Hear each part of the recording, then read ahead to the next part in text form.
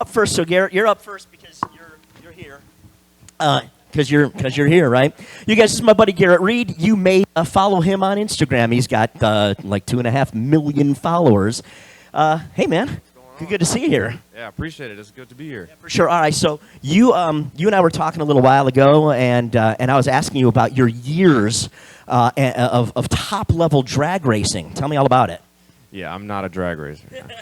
I've dabbled in a little bit of everything in motorsports. I've done it each different thing maybe once. Like I've done autocross, I've done dirt track, I've done drag racing, road course. I've done it all just once, just to say that I've done it. But I'm not versed in any one thing specifically. So this is interesting for me. So tell me about getting the engine, shoving it into a car. What was the build process like for you? Well, we went back and forth. My buddy Matt, he's the one that owns this car, but we went back and forth on what we wanted to build, right? Because we knew with this engine, we wanted to try to find something that was the lightest vehicle, right? Everybody was going to have the same thing, and we knew the kind of the parameters, right? So we were like, okay, let's try to find the lightest thing possible. We went back and forth with some stuff. We got shot down on a couple different ideas, but it came down to where it's like, all right, well, he had an idea. It was like, well, I already got a car. We're pulling the engine out of it anyway. Let's just make it work. And so it's not the lightest thing, but it's the newest thing here, and it honestly makes a whole lot of sense. So we decided on his 2018 Demon just to piss off the internet, right? So like you take, again, the pinnacle vehicle from Dodge that has the supercharged, the most, at the time, most powerful engine, to take that out to put in a new straight six was going to make people mad. Like every time I posted it, people were like, why the hell did you do this to a Demon? And we're like, why not? You know, everything's reversed, but because it's set up to drag race. We could have done it with a V6 Challenger, but then we'd have had to do a whole bunch of stuff for suspension. This thing's set up already. So that's what we did. You guys want to take a peek at this thing? All right, let's take a look at what they have built for us. Ooh. I mean, let's be honest. The way the turbos stick up out of this thing, and that's not the first time we're going to see, or not the only time we're going to see turbos hanging up off the top of these things. That's wild, man. And you're right. Okay, so it's not the lightest thing. Was that an F8? Green? Wow. Oh, that's cool, man. That's one of my favorite colors. I like that a lot. So tell me about, real quick, tell me about the internet and like you said, the reaction on this. Yeah. Well, I mean, again, of course, people are like, why would you take out a supercharged Hemi? And I'm like, well, listen, again, everything can be reversed, but like we were talking about, everything has to innovate. I'm not opposed to seeing things that are coming out that are new. So I'm like, I'm interested to see what this will do, right? You know, if you look at the past and you see other inline six engines in the like 2Js, RBs, Barras, whatever, they all make crazy power. So there's no reason why this shouldn't do the same thing. So we're being the test bed and getting to be the first people to put them in different things that aren't factory is super cool. So going forward, getting the opportunity to open them up and add more power to see what they can compare to in history is going to be interesting to see. You open the door, I'm going to ask. What's it making? Oh, heck, man. We just put this thing in the trailer and got it here this morning. Like, I'm running on no sleep. The whole team's running on no sleep. We grinded it out, had a whole bunch of people come in and spend their time with us last night, people that probably have to work this morning. It's crazy. Like, community for sure, and we got it here. It's crazy. We got a few more things we got to button up. As you see, we don't have the front bumper on. We got to finish the... But it starts. It makes a lot of turbo noises. It sounds great, so hopefully it goes down the track like it needs to. Man. All right, we're looking forward to it, you guys. Give them a nice round of applause. Super cool. All right, next one over here. All right, turn my microphone this way. Hi, Allison. How are you? I'm good. How are you? Yeah, really good. So we've had a really nice chat earlier about your background, how you wound up here. And there's actually, obviously, we can tell just by the shape of the drape that's on this thing. You've got a truck under it. But this one, kind of an interesting backstory on this thing. Kind of get us up to speed on this one. Yeah, so this used to be an old drag truck. It raced about 10 years ago, and since then it has been in a barn, hasn't been touched in, again, 10 years. So we saved it, we pulled it out, made it all nice, and yeah, here we are. Okay, so one of the big things about drag racing is that practice helps. How many practice passes have you made on this thing? Not a successful one yet. I like the honesty. I appreciate that. What's your take on this? I mean, we're not racing on a traditional drag strip, right? In fact, we're going to be on the backstretch of a road course here that is not prepped. What have you had to do to make sure this thing's going to hook up? Well, I mean, luckily I have a great support system behind me. I mean, my boyfriend, his family, they're well known in the no prep scene. So I have a great team to help me get this thing. All right, well, it's a very cool truck. Obviously, we know it's a truck. You want to show it off for us here? All right. You need a hand? Here, I'll give you a hand. Come on. I'm not proud. Come on. Woo!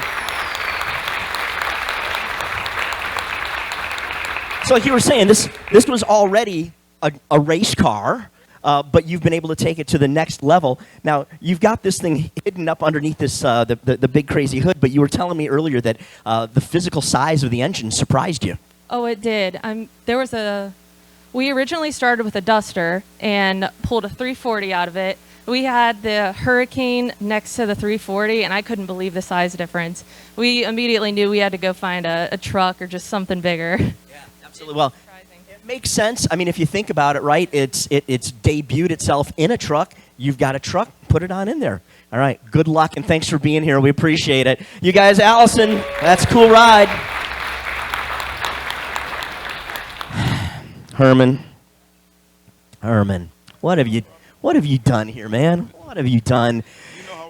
Well, you know what? This is why I enjoy having you around, because you never know what's going to go on. You know something's going to go on. Have you guys met this guy before? You know something's going to happen. You just don't know what. Well, until we pull this thing back. Of all the things you could have done, without giving it up for those people who haven't seen this thing yet, let's give them the big reveal here in a sec. What in the world were you thinking? You know I got to take this mic, right? I know, right? Yeah. Look, guys, first of all, this car, I have been watching this car for about 3 years now, and it belonged to a gentleman by the name of Samuel Hubernet. Was a race car driver and a stunt car driver. You see him doing all these stunts in movies. But this car is a 2009 Challenger that was set up to be a drift car. And it is as light as you can make it. I want to say it's like 2,600 pounds. And I've been asking Wesley Motorsports to let me put an engine in this car and drag race it, and they finally said yes. And when the opportunity came up with the Hurricane high output 3.0, oh my goodness. I mean, I literally begged them to do it, and we got it done. So it's beautiful. So I saw you were going to talk about the engine, turbochargers. You got a couple of bottles of little something on Hey, you know, I always got to run the demon oxide. You know, I always got to have that little extra just in case you don't know. So, you know. All right, look, this thing was set up originally, right, to your point, for drifting. Yeah, set up for drifting. Now we're going to go in a straight line with it. Yes. What big changes to the suspension to make it work? No, I mean, not really, because it has a front cradle from the Challenger. It has a rear cradle from the Challenger, and then it has the suspension by Wesley Motorsports, which I race off their shocks. So all we had to do is just set it up, took some cues from the street racing channel over here and raise the front end up a little bit, because, you know, they do the no prep scene. And lately I've been killing it in no prep in Challengers. So, you know, I'm ready to get this race on, Alley Cat. Let's see what we got going, you know. You seem rather confident, sir. No, I mean, I'm just eager to snatch some souls. I got a lot of babies out here, especially this man. He came up here with my short set on. He know he ain't supposed to wear that here. California, yeah. I mean, I can't wear it no more. I keep it in the back of the closet, so you know. So he went and got it, you know. All right, yeah. Well, let's show this thing off. Let's show it off. All right, you guys, check this thing out.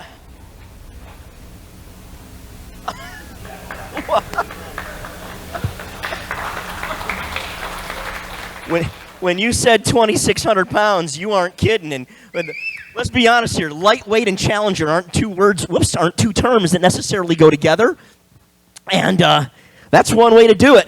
The internet likes to refer to these things as death carts. No. So I made it where you can see everything. I call this my invisible jet. Remember Wonder Woman and the invisible jet? So the tech made me spray the frame so y'all can see that it was a car here actually. But you got the Hurricane engine right here in the front where you can see it, and you can see the suspension work and everything. I'm right here in the cockpit driving it. All the rest of y'all just see the back end of the car. That's what y'all need to be concerned with. But you kind people, y'all get to see the front, unless you line up with me on the tree. You guys check that thing out. Crazy. Herman's going to drive that thing for us. That is unexpected. Wow. How do you back that one up, huh? Mark? He doesn't even know what's coming. What's that? He doesn't know what's coming. Huh? That's... Gotta call him straight out. Listen, he's been talking trash to me on the internet for 2 months, so we got to back it up somehow. Right. Well, here's your opportunity. All right, Morgan, so give us the details on your world. First time ever here at Roadkill Nights, and first time here in the Grudge race, first time in front of all these nice Mopar fans here. Before we even talk about the vehicle, what's this process been like for you? How'd you wind up here? Honestly, I think I was referred. I'm not really sure. I was messaged by someone that had done it in the past and asked if I wanted an opportunity with Dodge. And, of course, I said, yeah. You can say who it was. It was Westen. It was Westen. So, of course, I said yes.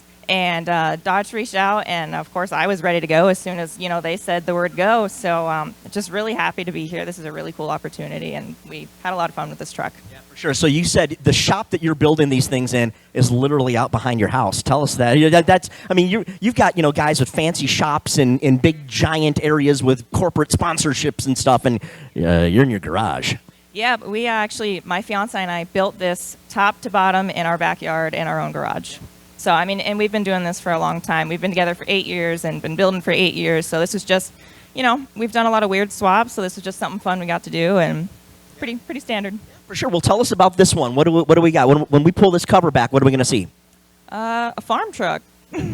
We rolled this thing right off of a farm in Georgia. It came complete with layers of Georgia clay and rat's nests. We have since obviously turned it into a completely different animal, but yeah, we love the classic, so we went for something a little older. We wanted the engine bay room, and we always go for old trucks. So.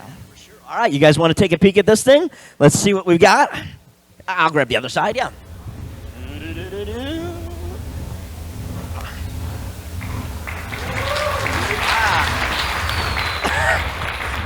I just realized you've got an old license plate bolted into the truck bed over here. What's the story on that? I'll tell you about that. So obviously we had to put a fuel cell back there, and we cut a little hole in the bed, and we realized after we did that, hey, this is perfectly license plate sized, and that is actually the original plate that was on the truck when we got it. So it's the Georgia plate, and it's just we press braked it and made it fit to the humps in the bed, and you unclip it open and you flip it, and there's the fuel cell, so you can fill it up right there. That's so cool. That's really unique. That's very cool. Look at that. Yeah, that's awesome. That's really good. You guys, Morgan, she's up next in her first time here at Roadkill Nights. So now we're going to move around here. I'll give these guys a chance to get themselves positioned in. Hi, Mike. How are you? Good to see you, dude. Man, it's been a while. So Mike and I have got some history, actually. The first time we met, it's hard to believe it was 2012, so 12 years ago now, at One Lap of America. So Marco Dinitz and I were actually running an SRT Grand Cherokee in the truck and SUV class at One Lap of America. You and Matt Farah had borrowed a press car from BMW, and who won? Well, the BMW broke, so you won. It was good. It was close. We joked. We had the best time. It was really, really a lot of fun doing that, and it's been fun watching you. The last dozen years that we've known each other, all the cool things that you've been able to do. So much with the brand, and so much to get out there. I mean, you now your day job, right, over at Hemmings. I mean, you get to really spread the passion with other enthusiasts. We do, and that's the nice part, right? We create. This is a perfect example when you guys see it. Like, the whole point of doing this is to spread awareness that there are other options out there for power plants. There are other options out there for vehicles, and to show how diverse they are and what they can do. And a lot of people don't see them that way. They'll look at one vehicle and be like, it's pigeonholed to do one thing. This proves that you can take one thing and do 10 different things with it. Yeah. Well, that's actually a really good point, and Soupy, that's why I'm going to bring you in here too, because you got a lot of bloody knuckles on this thing. And to Mike's point, when you guys see what this thing is, the amount of work that it took to I mean, fabricating simple thing. I mean, nothing was simple, right? I mean, you had to do a lot. I mean, again, right? We're talking about Morgan in backyard garages, and then you guys are on the other end of that spectrum where you're doing all kinds of crazy things. Tell us about the build process on this. Oh, it was long and lengthy, a lot of late nights, and I think the biggest hurdle was trying to shove as many things in there in that little engine bay as possible. So we had to rethink how we made everything.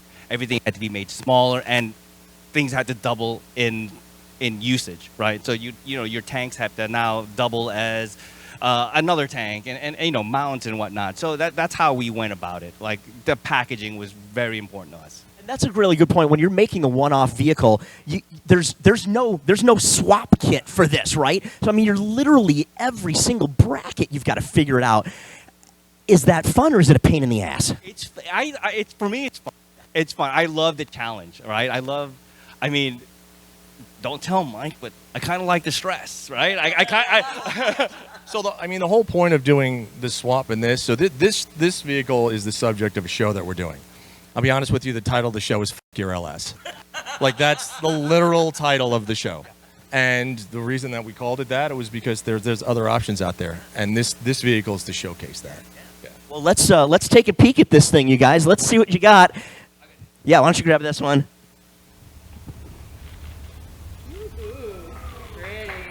You're like, wait a minute.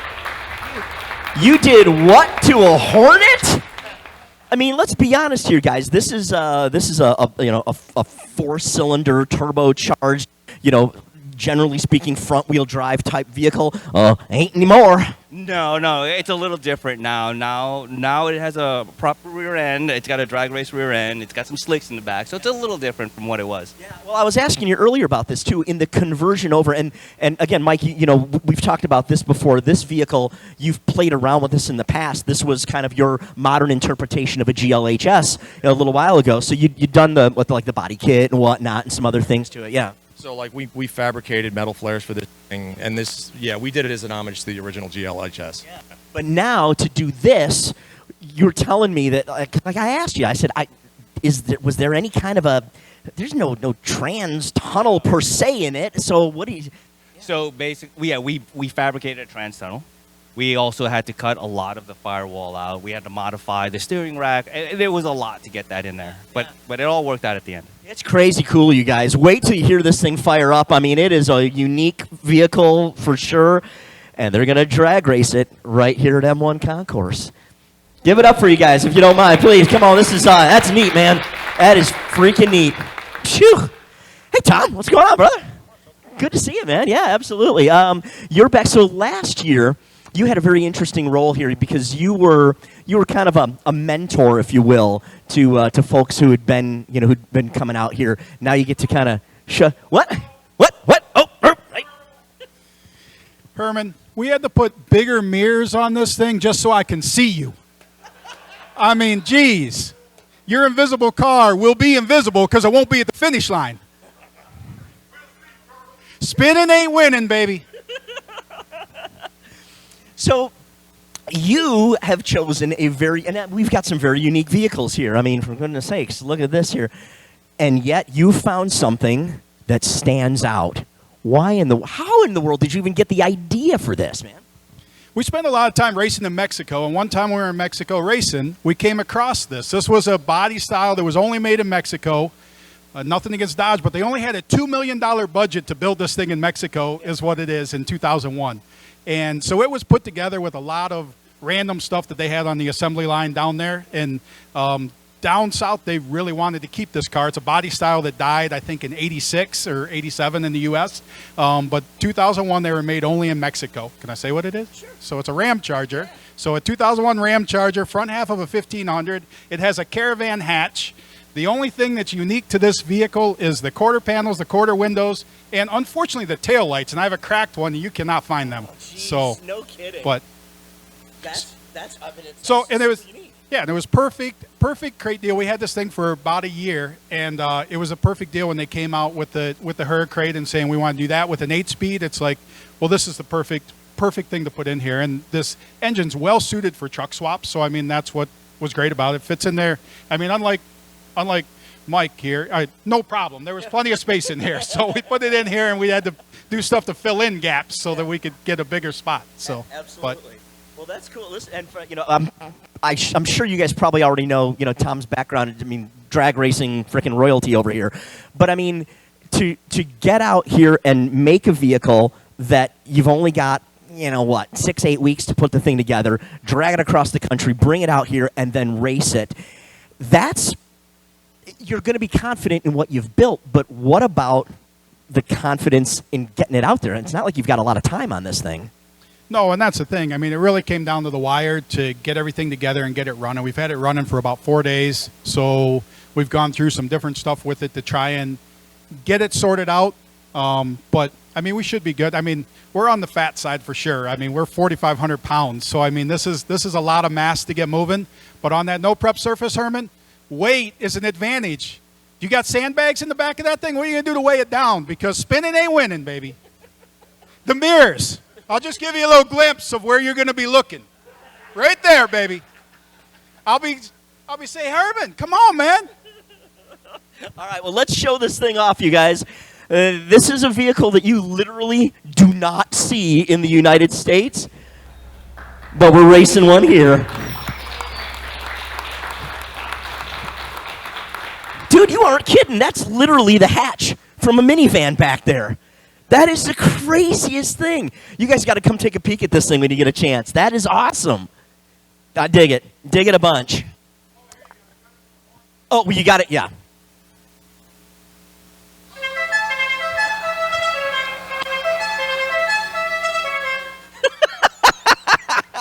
Dude, perfect.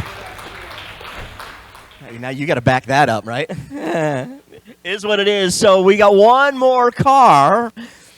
And this car, dare I say, as usual, when it's got Westen involved, there's a story.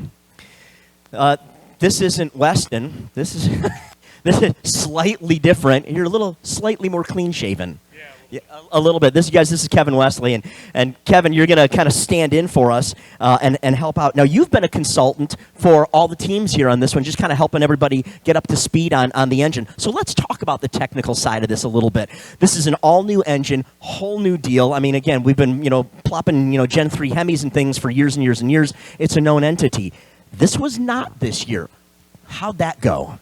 Well, it's been basically ongoing for a year. So last year at Arcan, we had the first Challenger that had a T6 swap.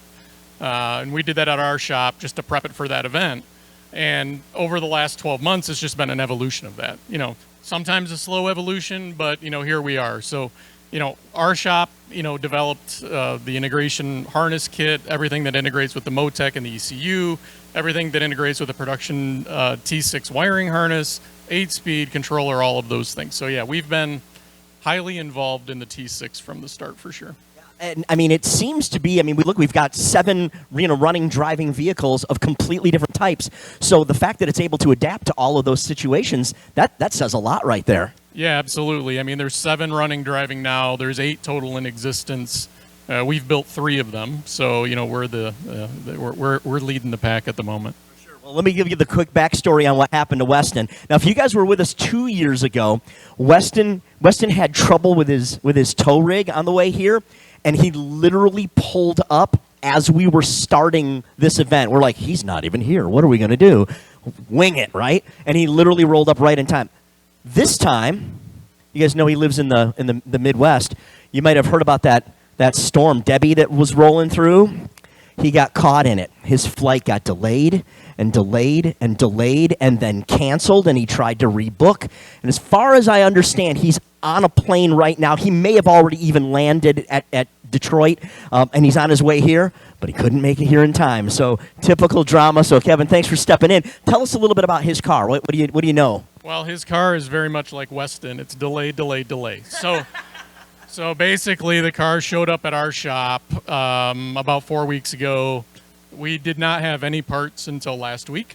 So basically, Herman's car got finished up last Friday. We put rear suspension in this car on Saturday, measured for drive shaft, mocked it up, and it fired for the first time yesterday. So it's a work in progress. You're going to see lots of zip ties on this one. There's probably some things that are leaking still, but we'll tidy it up and hopefully he can keep it out of the wall. Let's. Okay, there's a stamp of approval if I ever heard one. All right, you guys, let's take a peek at what Westen Champlin's going to be driving here at Roadkill Nights, powered by Dodge. Yeah, that is that's what we call patina there, ladies and gentlemen. True story. I just got my tetanus shot last week, so that's pretty good. Yeah, so that's what we've got going.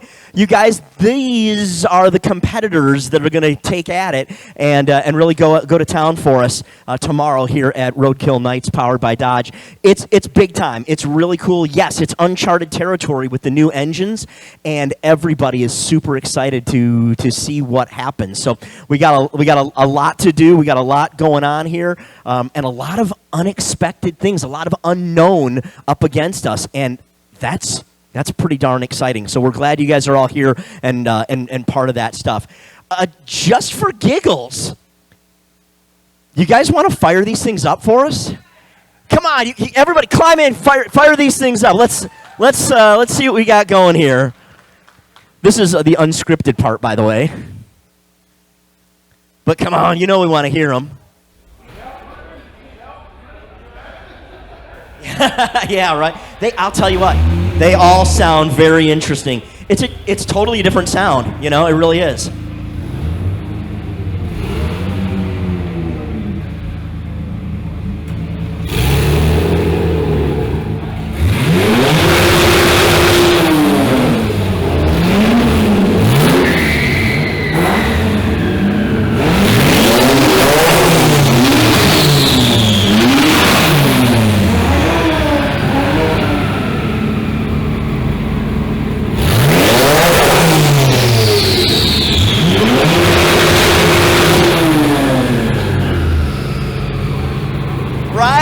Right on, yeah! Woo. Oh, wait a minute. You guys catch that? That ain't pump gas either, that's nice.